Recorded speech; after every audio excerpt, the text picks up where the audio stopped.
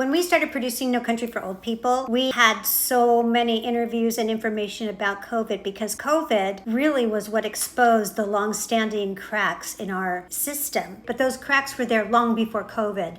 So even though we couldn't include every interview in the documentary, we don't want these stories to be silenced either. Melanie Taylor Stark speaks to the core of what needs to change. Residents and their chosen support teams know their bodies better than anyone else. And their voices must be heard, respected, and included in their care. But during COVID, families were kept from seeing their loved ones, and that sadly cost way too many lives. This is part of the movement we call ROAR, and Melody's voice belongs in it.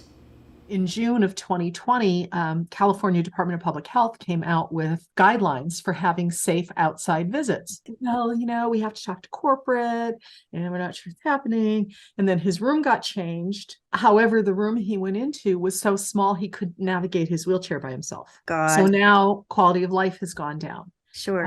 If he left the TV remote over under the TV, gotta wait for staff to come. And I noticed over time a difference in his voice when we were talking on the phone, that this is no way to live, and how depressed he was, and he would start crying. We had 2 window visits. One of the first window visits in August, 15 minutes. And it wasn't 15 minutes, 15 seconds. Person facilitating was just, okay, it's up. It's a start. You have to go. And during that time, one of the second shift charge nurses who had been with him since day one said, there's not many days left. So I started petitioning for compassionate care visits. Denied, denied, denied, denied. Finally, they called me as if they were giving me a gift to say, oh, we'd like you to come in for a compassionate care visit. Well, yes, I was thankful for that, but don't make it sound like, Right.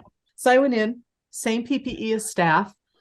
Walked into his room. The facilitator was standing in the doorway.